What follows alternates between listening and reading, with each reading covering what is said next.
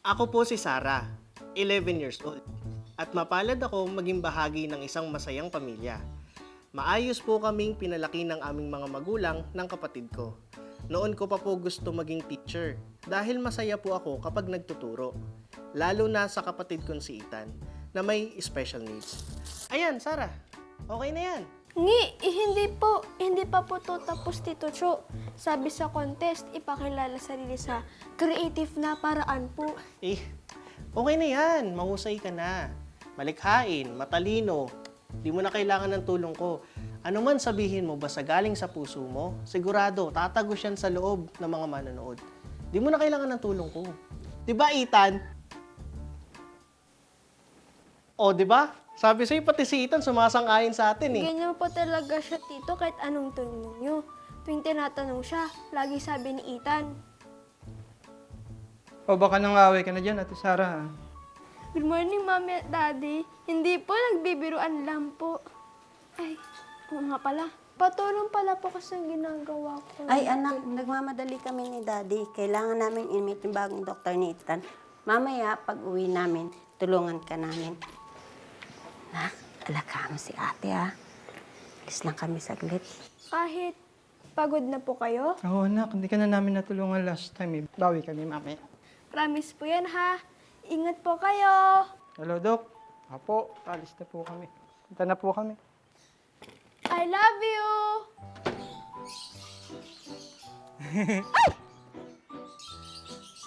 Harang-harang kasi. Cho, si Brutus nandito. Ay, ako po si Bruce te. Siya si Tiny. O siya, sige. Hindi nyo naman siguro ako masisisi kung ba't lagi ko kayo napagpapalit. Salamat sa pagpunta nyo ha.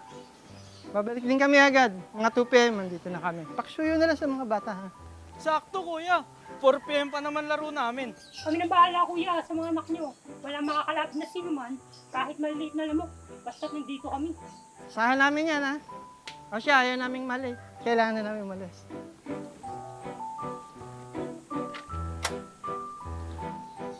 Ay, Kuya Joe. Oy, Let's go. let's go. Okay naman. Ay, Tanay Sara. Hi. Tara na. Tito Cho, magre-ready na po kami para sumamba. Teka lang, ano oras nga uli kayo magsasamba sa church nyo? 11 a.m. po. Oh, alas 8 pa lang ah. Ang aga pa. Turo po sa amin nila, Mami, na mas mabuti maaga ka sa huli sa oras. Lagi ka kasing late. Pahuli-uli ka kasi lagi. Tara na, Nathan. Sabi ka ko magkaroon ng kapatid noon, kaya po lagi kong kinukulit sila mommy at daddy. Sa awa naman ng Diyos, binayaan po kami ng bunso. Hindi man po normal na ipinanganak si Ethan, never po namin pinaramdam sa kanya na iba siya.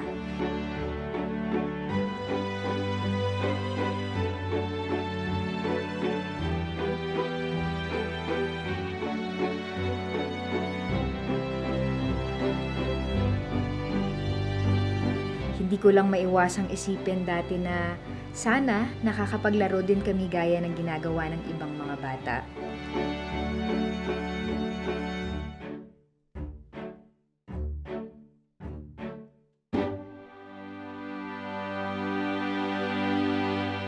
Ethan, say, Mommy. Mommy. Daddy. Daddy. Kailan ka tayo makakapag-usap? Gusto na kita makipagkwentuhan kasi palagi abala sila, Daddy. Magsalita ka naman, oh. I love you, Ethan. I love you, Ate Sarah. Say, I love you, Ate Sarah. Kamusta mga anak? Ginabi na kami. Kamusta si Ethan? Okay naman po, naglalaro po kami.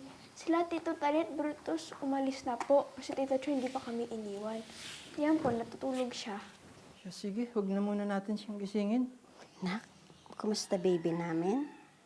Di ka pa inaantok? Nalagaan mo ba si ate? Daddy, yung intro ko po sa contest, okay na. Basic na pakilala na daw po. Yung tula ko na lang po, patulong, Dad. Oo nga pala. Hindi talaga marunong sa tula-tula na yan. I-recite mo nga muna ulit at yuyuko lang ako. Kikinig ako.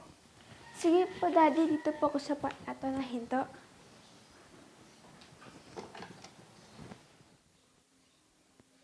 Ang tahanin isang bagay na hindi nakikita, kundi nadarama. Huwag pamarisan ang salitang bahay dahil hindi ito akma. Dito po, Daddy, hindi po gano'ng sigurado kung tama po. Tama naman, anak. Okay na yan. Wala na, oras na. Gabing-gabi na pala, nakatulog ako. Una na ako, kuya. Inanap na ako ni nanay. Wala, sige. Mag-ingat ka. Naantok na rin ako eh. Bye-bye. Nak, bukas na lang natin ituloy yung pagtapos ng tula-tula mo. 6 a.m. pa kasi daddy bukas sa client meeting eh. Sige po.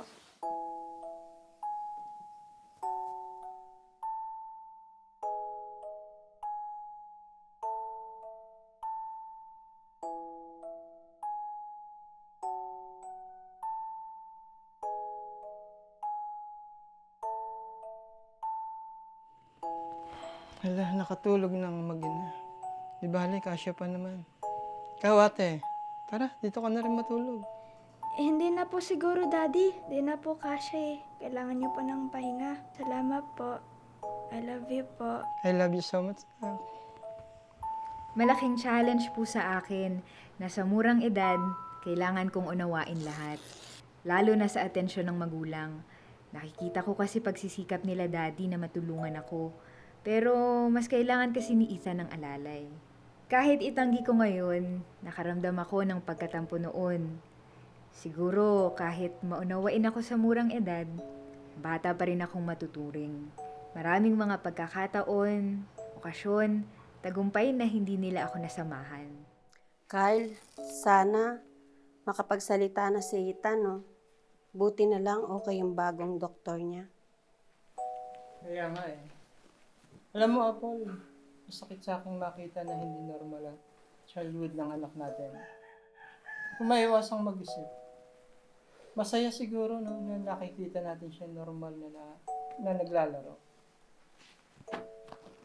Pinipilit naman nating palakihin at itrato siya ng normal. Ang akin lang, sana wag na siya mag-seizure ulit. Bukod sa magastos, nakakakaba. Pero mahal, wag mo ring pabayaan kalusugan mo. Pansin ko kasi ilang buwan ka nang walang maayos na tulog. Kailangan. Para kay Ethan. Isipin mo yung 3 extra income project ko. Kulang pa sa mga gastusin natin sa therapy at iba pang kailangan. Pero, oo, tama ka. Kailangan ko rin magpahinga, mahal. Mas mahirap kasi kung pati tayo magkakasakit pa. Kailangan tutukan ang kondisyon ni Ethan. Kunting tiis pa, mahal. Nakapagsimula na ako sa bagong work. Kahit paano, makakaahon din. Tama. Nga pala, mark na calendar, mahal. Para sa competition ni Sarah, dapat mapanood natin siya kung paano manalo. Yung plano nating surprise sa kanya, ha? Para makabawi naman tayo. Hindi niya maramdamang wala na tayong time sa kanya.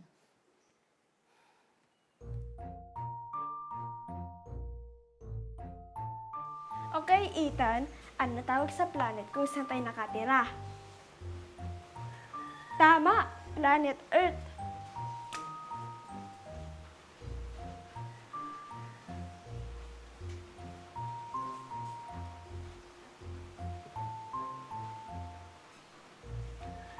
Ethan, say planet. Planet. Say Earth. Earth. I love you, Ethan. I love you, Ate Sarah. Bata pa lang po kami, nakahiligan ko ng kausapin at turuan siya. Kaya lang, hindi po talaga natututo si Ethan sa akin. Nung panahong yon, kahit hindi ko pa alam ang salitang responsibilidad, unconsciously ginagawa ko na pala ang role bilang ate ni Ethan.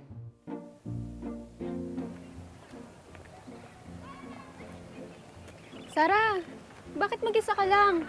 Wala kang kasabay? Wala po. Tara, sabihin na tayo. Kumusta naman ang pag-aanda mo sa competition mo, Sarah? Hindi ko pa po natatapos, ma'am eh.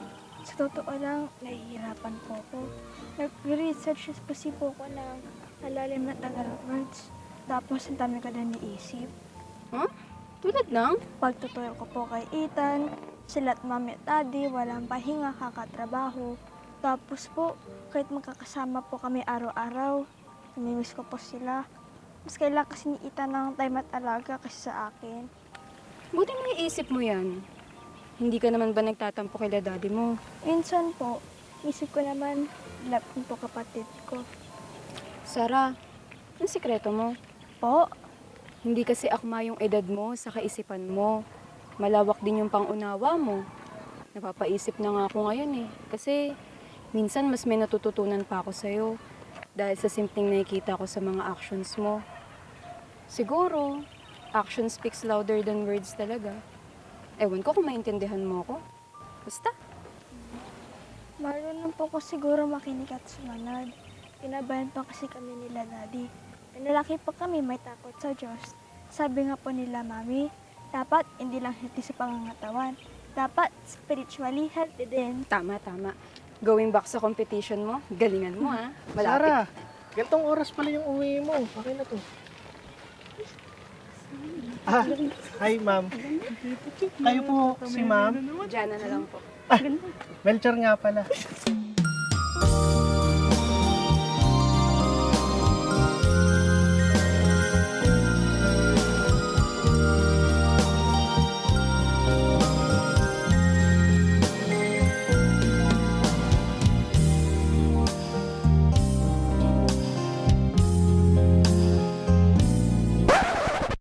Huwag ka na magpo kasi 27 pa lang naman ako.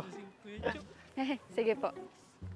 Mga kaibigan ko pala, si Tiny tsaka si Brutus. Ma'am? Sarah, nakaraan si Ethan. Nakita namin inaaway ng mga kalaro niya. Kaya ayun, nilapitan namin. Di ubra sa amin yung ganun. Kita ko si Ethan, inambahan. Kaya yun, tinakot ko isa-isa. Ayun, nakabawi na tayo. Hala, salamat po sa pagtulong kay Ethan. Kaya na po karasan hindi solusyon sa karasan. May lagi turo sa amin.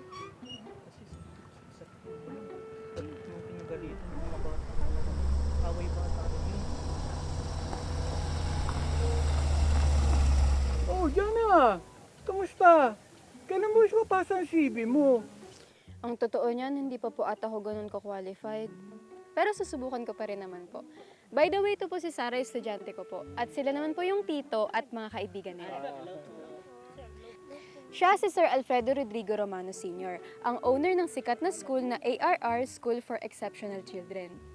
Si Sarah po pala, sir, may kapatid na may special needs, non-verbal autism po. Non-verbal autism. Yan yung kondisyon ng pasyente na hindi nakakapagsalita. Tama? Oo po, sir. Nakita niyo ng pagmamahal, tuloy-tuloy lang ang therapy. Eventually, maayos din ang lahat. Salamat po, sir. Oh, saka pala, sumabay na kayo sa akin. Hindi na po, maraming salamat po pero ako na po bahala magatid sa kanila. Mukhang tag-iisang sports car pa ang dala mo para sa kanila. One time, baka makadaan ka doon, ha? Saan po pala punta niya, sir? Dito na, sa school.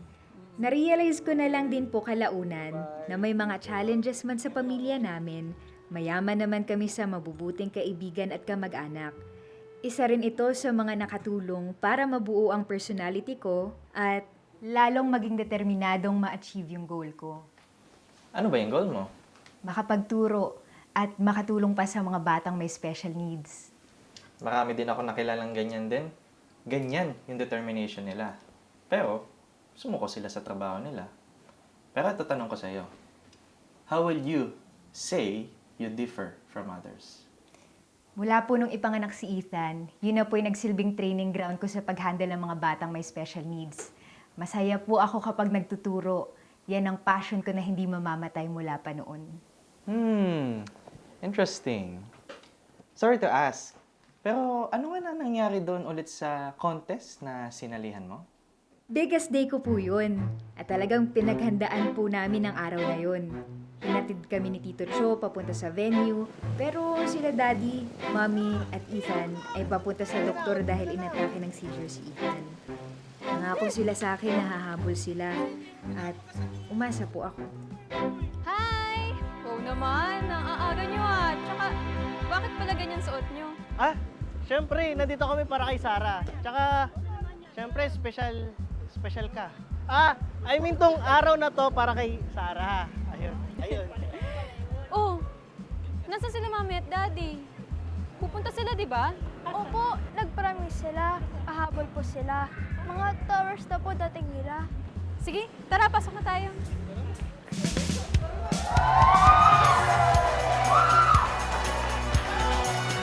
Magandang araw sa ating lahat. Isa na namang nakakamangha Nakakabilib! at nakaka-inspire na gabi ang masasaksihan natin ngayon. Narito na ang napaka-unique at bagong-bagong television show na wala pang ibang nakakagawa. Ito ang The Talent Show!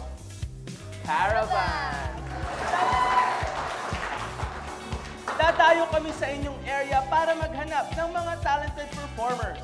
Ang masasaksihan nating contestants ay nakapasa na sa 2 initial auditions at screenings. Kaya kapag sila ay napili sa pagkakataong ito, ay dediretso na sila sa finals para mag-compete sa papremyong tumataginting na... Ding, ding, ding! 1 million pesos! Kaya naman, partner, simulan na natin. Narito na si Contestant number 1.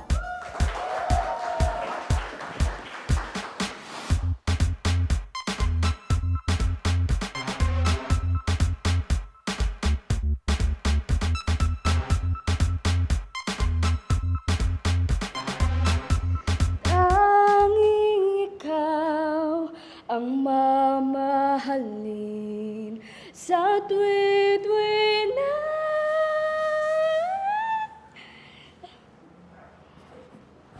Thank you po.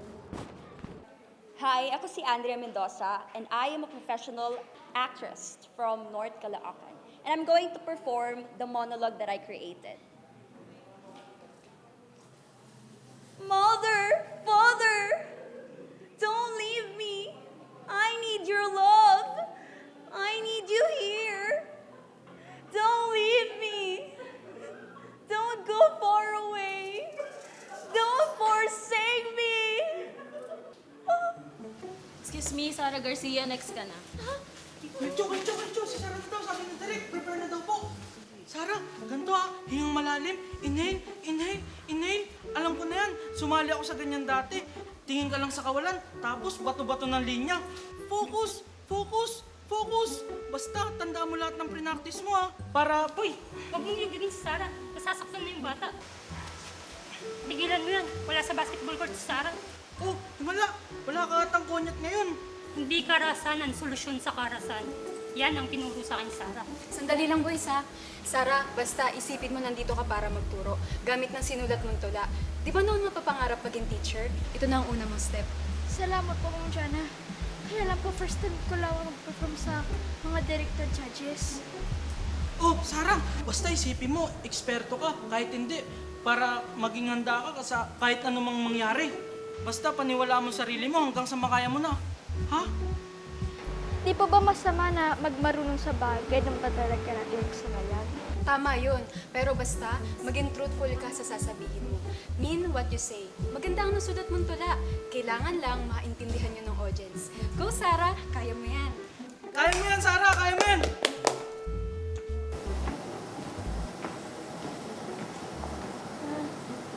Hello po. Ako po si Sarah. 11 years old at wala po akong problema ba? Ang talento yung papakita ko po. Pinata ko ng si Jure.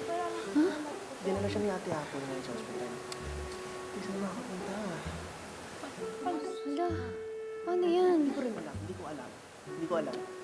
Pero, mamaya ako na kasama. Pretty mo naman bata. Sino kasama mo? Parents mo? Sila po yung mga kasama ko. Sila pala. Kita mo ng anak nyo. Ay, hindi po. Mga teachers at mga tito ko po sila. Ahabol daw po sila, Daddy. Ganun ba? Si Jana to Sana makahabol. Ang tahanan ay kailanman hindi kapareho sa salitang bahay. Kapag kalaman itong kapareho. Pero ang salitang bahay, binubuto ng pamilya, anak, tatay o nanay. Ang tahanan naman ay binubuo ng kongreto, kahoy o yero. Pero ang tahanan ay ang bahay at ang bahay Mali yung sinasabi niya. pamilya.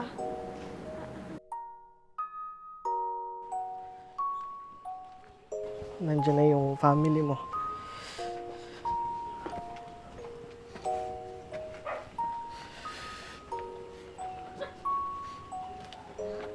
Sarah, anak.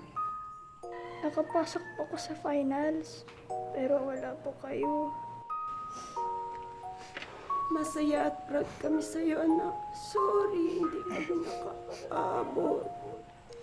Nag-promise pa kayo. Sorry talaga, anak. Mahal na mahal ka namin. Ang totoo, naghanda pa kami ng sorpresa para sa'yo. Kaya malungkot din kami na hindi nakahabol. Palad kami, anak. Anak ka namin. Saka anak, tiyak na matutuwa ka.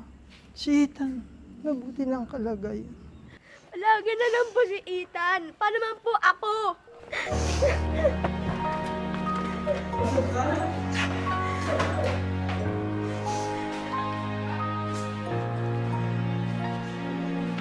Anak, sorry. Nahihirapan si Mami at Daddy sa pag-alaga sa inyo ni Ethan. Pero hindi naman ibig sabihin na mas mahal namin siya. Sorry kung yan ang nararamdaman mo. Big girl na kasi si Ate Sarah. Kaya alam namin kayang-kaya mo na. Kaso lang mali namin na maging kampante. Sorry talaga. Ang pretty mo namang bata. Sino kasama mo? Parents mo? Mother! Mother! Don't leave me! I need your love! Mother! Mother! I love you, Ate Sarah.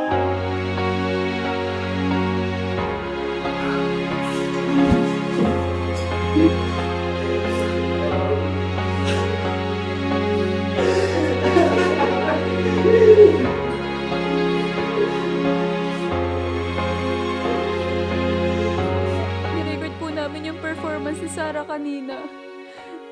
Ito po.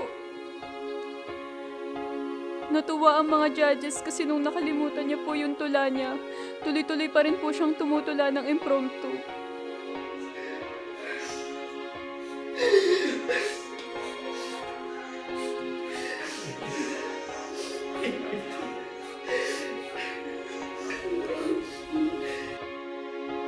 Inay, Itay, ang tunay na karamay palagi sa kabiguan o tagumpay, nakaalalay silang parati. Umiling ako ng kapatid, ibiniyaya ngunit may sakit. Gusto ko siyang makapagsilta, mahal kita Ethan, aking sambitla. Persagot ay blankong mukha, hindi nakakatindi sa mahalagang salita. Kada umaga pagbangon ko, walang oras sila para sa akin, sub agad sila sa trabaho. Inay, Itay, atensyon kailangan ko rin. Pinsan, I love you, Ate Sarah. Pilit kong pinipigas sa kapatid kong walang tinig. Kala ko gusto ko siya makapagsalita. Ngunit sa aking mga magulang yung gusto rin marinig. Pero sa aking bawat paghinga, naalala ko ganito sa kanila. Pinalaki kami may tiwala sa Diyos Ama. Kakayanin ko ito para sa kanila hanggang magpatay kanilang mga paa. At yun po ang buong kwento. Paano ako nakarating sa puntong ito? Paano ko natutunan ang mga leksyon sa buhay ko? Grateful po ako na may kilala akong iisang Diyos na tunay at masipag, mananampalatayang magulang. At napakapoging kapatid.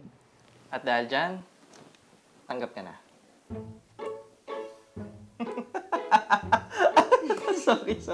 Sorry, Sarah. Tigil na nga natin tong pagpapanggap. For formality lang naman lahat ng ito eh. Ang totoo, tanggap ka na talaga. Siyempre, kung nandito si Daddy, sobrang magiging masaya siya dahil magiging part ka na ng school namin. Happy for you, Sarah. And congrats sa lahat ng mga tagumpay. Salamat ng marami, Fred. Wala pa rin nagbago. Jolly ka pa rin kahit ikaw na ang may-ari ng school na to. Ay! Oh. Wow! Wow, ang ganda, Ethan ah! Natapos mo agad? Ang Ang galing ah. Pwede ko makita? Patingin ako. Patingin. Ooh.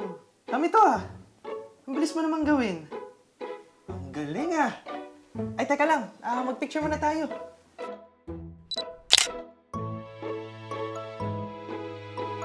Minsan, hindi natin kailangan magturo verbally. Minsan, makita lang nila ang mabubuti nating mga gawa, may dulot na inspirasyon na ito sa iba. Kusa na silang matututo sa mga mabubuti mong gawa. Kaya bata pa lang, mabuti talaga yung nagagabayan na at mapalaki ng may pananampalataya sa Diyos. Huwag lang natin basta sabihin, kundi gawin din natin.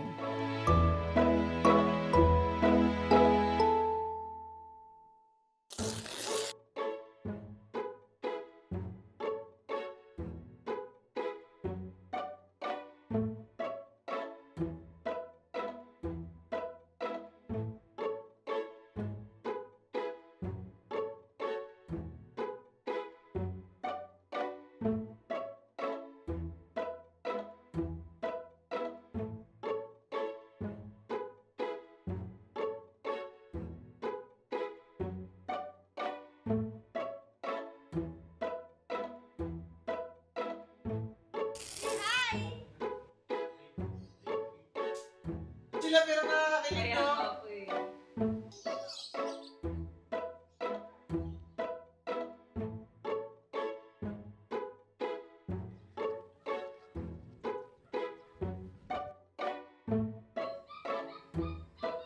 Sara lang to.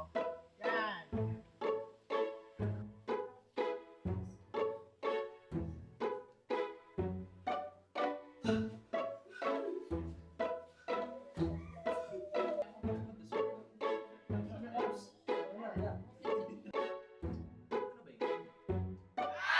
Ay,